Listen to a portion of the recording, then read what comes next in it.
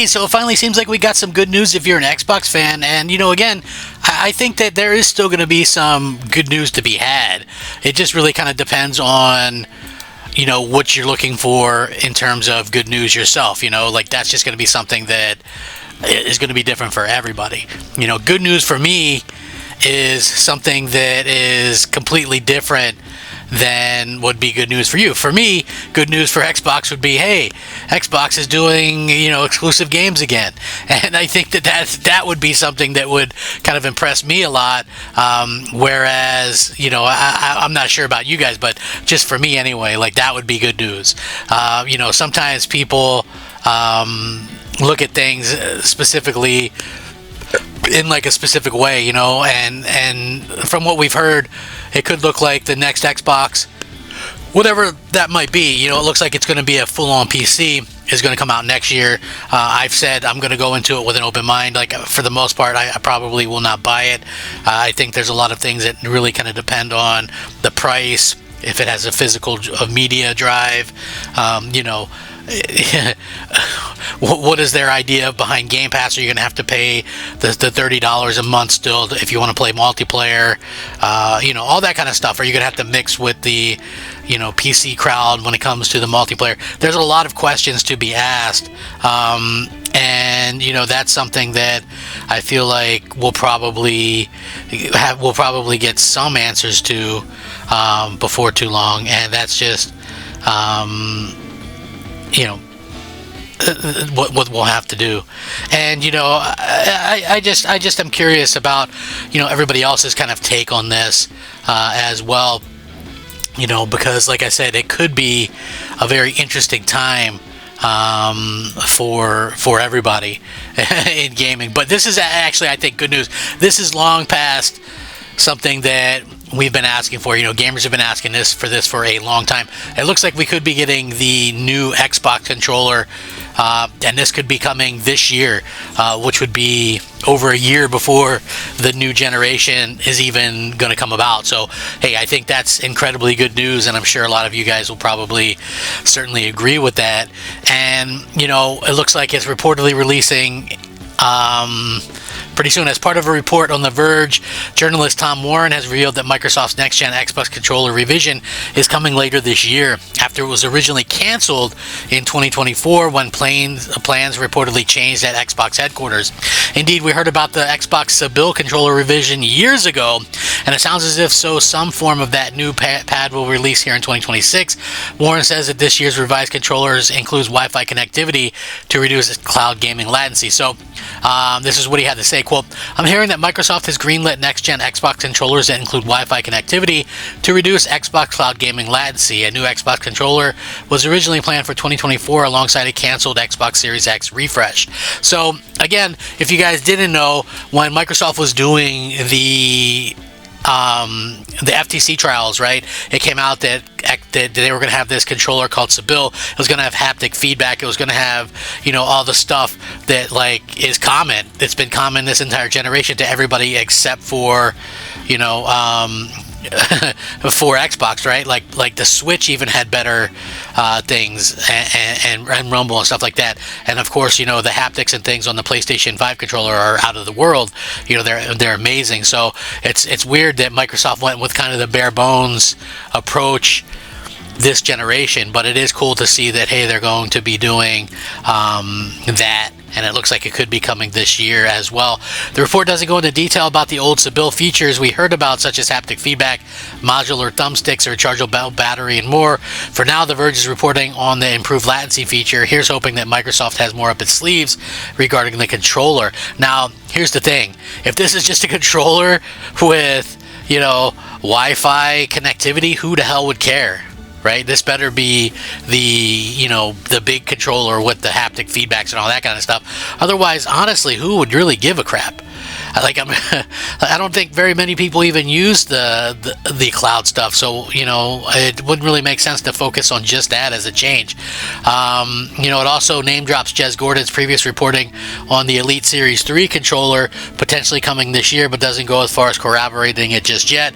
Warren simply says that an Elite 3 would align with the rollout of next generation controllers if it's indeed coming this year as well. Of course, The Verge's information is just a report for now, so it's worth taking with a pinch of salt until we hear more from Microsoft. Remember, we thought we were getting a big Xbox controller overhaul way back in 2024, and we're still using the launch Series X and S controllers to this day, and the the stuff. Hopefully they do this, and they deal with like the drift stick and stuff like that, because it is a bit of a problem. Stick drift has been an issue for multiple controller for a while, but yeah, we need to kind of get out there and get some of these things kind of taken care of. I think it's like we've been left to the wolves for a very, very long time, and that's something that realistically is a real shame. I honestly feel like it's a tremendous shame that this has happened, that Microsoft has kind of neglected the Xbox fans for so long, and hopefully this is going to be something that actually goes out there and makes it better for all of us, because we all deserve to have the best possible gaming experience on Xbox, and that's exactly what we should be getting. So hopefully we do get that, and hopefully it's worth the wait. Microsoft really has this tendency to screw things up lately, and I'm hoping that they don't. Like I said, I would like to kind of get something done, and to be able to, I would love to be able to say, hey, I'm going to get an Xbox, good for me, right? But it's just like there's so many variables there, right? And it's like, it has to make sense. It has to make sense that it's a console. Like, I definitely don't want, and so it's really probably 100% almost a no-go. I would say 99.999% that I'm not going to get the next Xbox because of the various things that I already talked about. But again, they're not very forward thinking with their hardware like they used to be. I mean, some of the stuff in the Series X is awesome, and then of course some of it doesn't really make as much sense to me. But again, you guys might feel a little bit differently than I do on some of this stuff. I always thought that Sony did, and there was always things, even when I was like this hardcore Xbox guy, there was always still things that Sony did that I thought was a little bit better. It was like, especially when this generation kicked off, like Sony had a whole new UI. Would it have been easy for them to just continue using the PlayStation 4 UI? Yeah, but when people are investing that money, $5,000 or more in your new product, and they want to be able to kind of have something that says, hey, that screams that this is new and worth the money. And Microsoft were literally using the same UI and the same controllers that they had already been using since 2013. So for already 7 years, and now here we are almost, all these years later, and it's crazy to me. 13 years later, we're still using the same controller, and we're still stuck with, no haptics and all that kind of stuff. So, like I said, this is a smart move. Hopefully it's something that Microsoft fixes and gets rolling. I would love to see them get something where fans can be excited about it again, where fans can be amped up about it. So again, you guys might feel different than I do about this stuff, but I just feel like Microsoft, they're doing weird things, and the fact that it's not really specifically mentioned what this controller is for makes me doubt a little bit, because their focus has been specifically lately on mobile, cloud, and PC.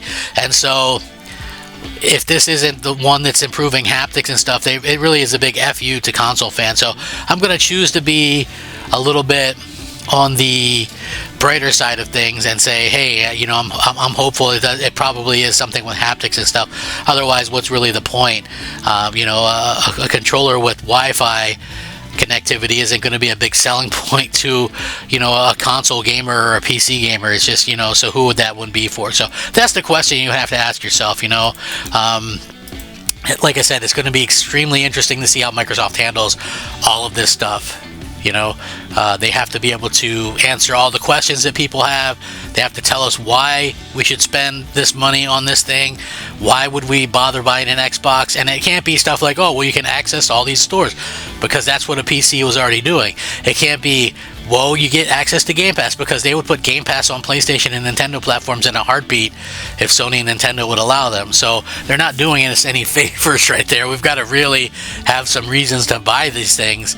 And, so far I have yet to see a compelling argument. But, again, You guys might feel differently than me, and that's perfectly fine. We all have our own thoughts and opinions, but I'm curious about yours. How do you guys feel about this? Long past time to get a new controller. I'd love to see that.